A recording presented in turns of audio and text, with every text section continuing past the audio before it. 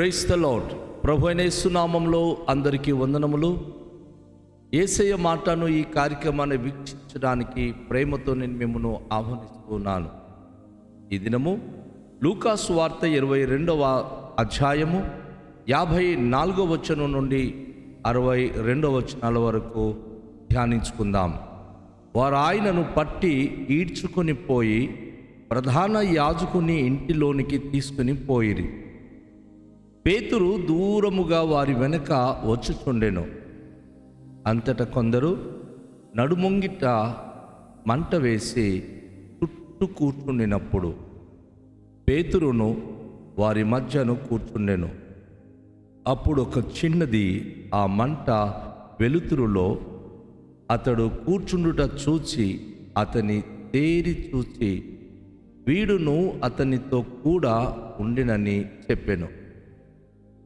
అందుకు పేతురు, అమ్మాయి, నేను అతన్ని ఎరుగననెను. మరికొంత సేపటికి మరి ఒకడు అతని చూసి నీవును వారిలో ఒకడవనగా పేతురు, ఓయ్, నేను కాననెను.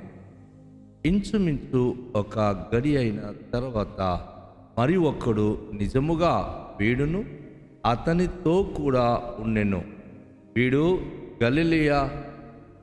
గలిలియుడని దృఢముగా చెప్పెను. అందుకు పేతురు, ఓయ్, నీవు చెప్పినది నాకు తెలియదనెను. అతడు ఇంకను మాట్లాడుతుండగా వెంటనే కోడి కూసెను. అప్పుడు ప్రభు తిరిగి పేతురు వైపు చూచెను గనుక పేతురు, నేడు కోడి కూయక మునుపు నీవు ముమ్మారు నన్ను ఎరుగనందు అని ప్రభు తనతో చెప్పిన మాట జ్ఞాపకని వెలుపలికి పోయి సంతాపపడి ఏడ్చెను. ప్రభునందు ప్రియమైన వాళ్ళారా, చాలాసార్లు మనం తీసుకునే తీర్మానములు చాలా బలమైన తీర్మానం తీసుకుంటాం. కానీ ఆ తీర్మానానికి ఎదురుగా మనము ఊహించని పరిణామములు కనుక ఎదురైనప్పుడు ఆ తీర్మానం బట్టి నిలబడతామా లేక వెనక్కి మనము మళ్ళీపోతామా అనడానికి యేసు ప్రభువారు ఇక్కడ పేతురు జీవితం నుంచి మనకు ఒక గొప్ప ఉదాహరణని వివరిస్తూ ఉన్నారు. 12 మంది శిష్యులలో యేసు ప్రభువారితో ఉన్నటువంటి వారిలో పేతురు కొంచెం పెద్ద ఆయన. యేసు ప్రభు మాటలకు ఆయన చాలా గౌరవించేవారు. ఒక మారు యేసు ప్రభువారు నా గురించి ప్రజలు ఏమనుకుంటున్నారు అని అడిగినప్పుడు 11 మంది శిష్యులైతే వారు వేరే విధాలుగా జవాబిచ్చి, మీరు ఒక ప్రవక్త అని, ఎలియా అని, ఇర్మియా అని రకరకాలుగా చెప్పుకుంటున్నారు అన్నారు. అయితే యేసు ప్రభువారు నా గురించి మీ అభిప్రాయం ఏమిటి అన్నప్పుడు ఆ రోజు పేతురు ఆత్మతో నింపబడిన వాడై అద్భుతమైనటువంటి సాక్ష్యం చెప్పారు. ఆ సాక్ష్యం ఏమిటంటే, మీరు సజీవుడైన దేవుని కుమారుడని. ఆ విశ్వాసము తను వ్యక్తపరిచినప్పుడు, నువ్వు పేతురువు, నీ మీద నా మందిరము కట్టుదునని ప్రభు కూడా ప్రామిస్ చేశాడు.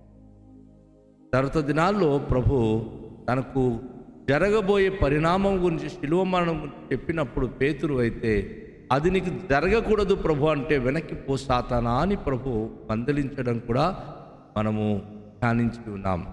అయితే ఈ దినం ఆ రోజు ప్రభు వారు యేసు ఒక మాట చెప్పారు, పేతురు, నాతో పాటు చనిపోవడానికి నా సిద్ధంగా ఉన్నానని చెప్పుకుంటున్నాం, కానీ ఒక సందర్భము రాబోతుంది. ఆ సందర్భం వచ్చినప్పుడు నువ్వు ఆయన ఎవరో నేను ఎరుగనని ముమ్మారును అబద్ధం చెప్పే వరకు కోడి కూయదు, అనగా కోడి కూయక మునిపే నువ్వు ముమ్మారు అబద్ధం చెప్తావని ప్రభువారు ఇటీవల చెప్పి ఉన్న మాట ఇక్కడ మనం గమనిస్తూ ఉన్నాం. యేసు ప్రభువారు గెత్సెమని తోటలో పట్టబడిన తర్వాత తనను ప్రధాన యాజకుని యొక్క గృహానికి తీసుకుని వెళ్ళి వారి యొక్క మండపం దగ్గర తనను మరి అనేక విధాలుగా విచారిస్తూ, అనేక విధాలుగా తనను మరి బాధిస్తూ, రకరకాల విధమైన అబద్ధ సాక్ష్యాలు పలుకుతూ ఎలా అయినా సరే యేసును సిలువ వేయించాలి. సిలువ వేసేటటువంటి ఆ యొక్క అధికారం వీరికి లేదు కదా. వీరు అనేక నేరారోపణ చేసి రాజద్రోహము, దేశద్రోహము, అనేక ద్రోహముగా పనిచేశాడని యేసుప్రభు మీద నేరము వ్యక్తుతో పిలాతు చక్రవర్తి రావాలని ప్రయత్నాలు చేశారు. వారు పనిన కుట్రలో ఆ వేకుజామున వారందరూ యేసయ్య గురించి మాట్లాడుతున్నప్పుడు అది చలికాలము, అక్కడ మరి చలి మంట కాసుకుంటున్న సైనికులు, కొంతమంది ప్రజలు ఆ యొక్క భవనపు ముంగిట చలి కాచుకుంటున్నప్పుడు ఒక చిన్న అమ్మాయి ఆ దగ్గరికి వెళ్ళి, నువ్వు యేసుప్రభు శిష్యుడువు కదా అని పేతురును ప్రశ్నించి. గమనించాలి, యేసు ప్రభు వారి శిష్యులలో నువ్వు ఒక శిష్యుడు కదా అని చెప్పిన వెంటనే ఆయన యేసు ప్రభు వారు చెప్పినట్లుగానే అబద్ధం చెప్పడం ప్రారంభించాడు. అబద్ధాలు ఎందుకు తనలో నుండి వచ్చింది అంటే, యేసును చూచినప్పుడు, యేసు ప్రభు మరి చేసిన కార్యములు గుర్తుంచుకున్నప్పుడు అబద్ధాలు చెప్పకపోయి, కానీ వారు అక్కడ చేసిన కుట్ర గురించి తన చెవిలో పడిపోయింది.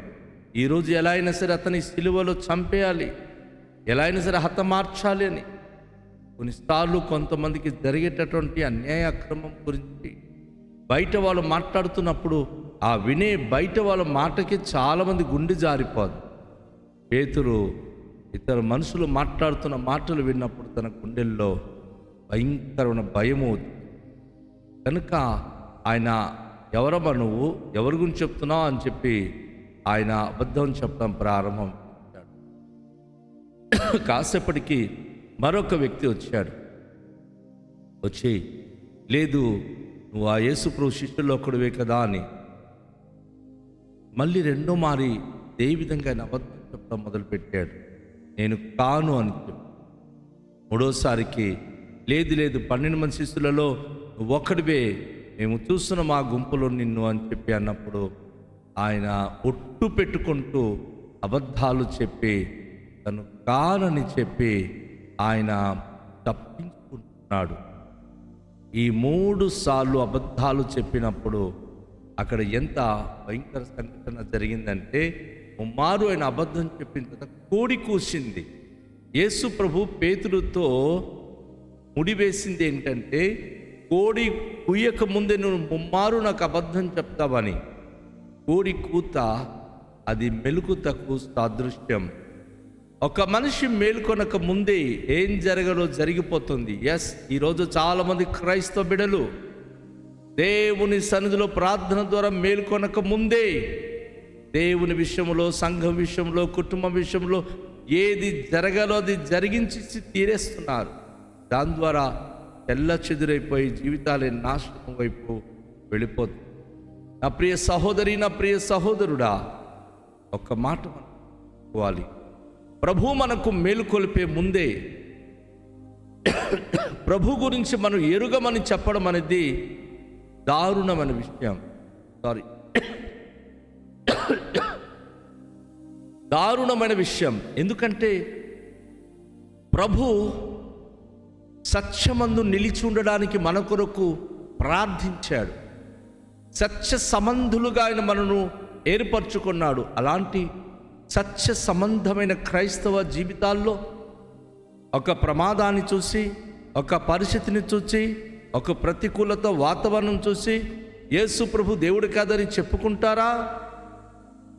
చచ్చిపోతే ఒక్క నిమిషంలో చచ్చిపోదాం.